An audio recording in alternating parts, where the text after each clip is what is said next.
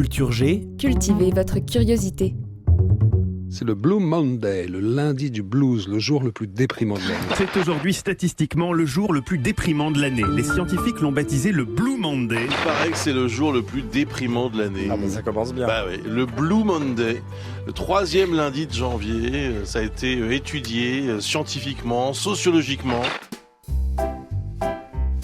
Ce 3e lundi de l'année serait le lundi de la déprime, le Blue Monday.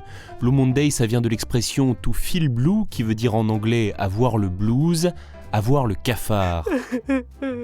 Cette date aurait été déterminée de façon soi-disant scientifique en 2005 par un psychologue, un professeur de l'université de Cardiff, un certain Cliff Arnold.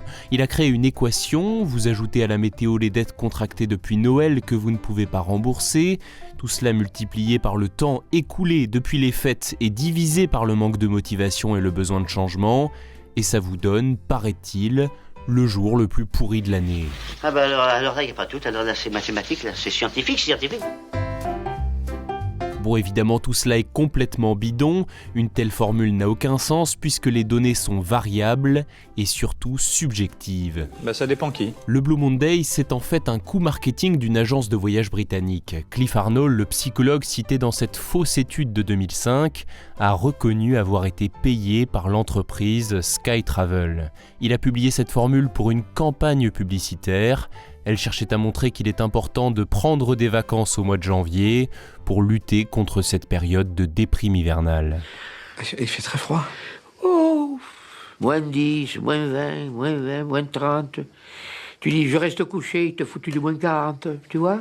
Moins 40.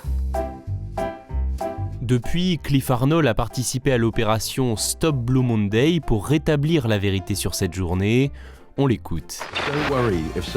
Ne vous inquiétez pas si vous entendez dans les médias que c'est la journée la plus déprimante de l'année. Ces 24 heures vous appartiennent, ne laissez personne les gâcher, pas même quelqu'un qui s'appelle Cliff Arnold.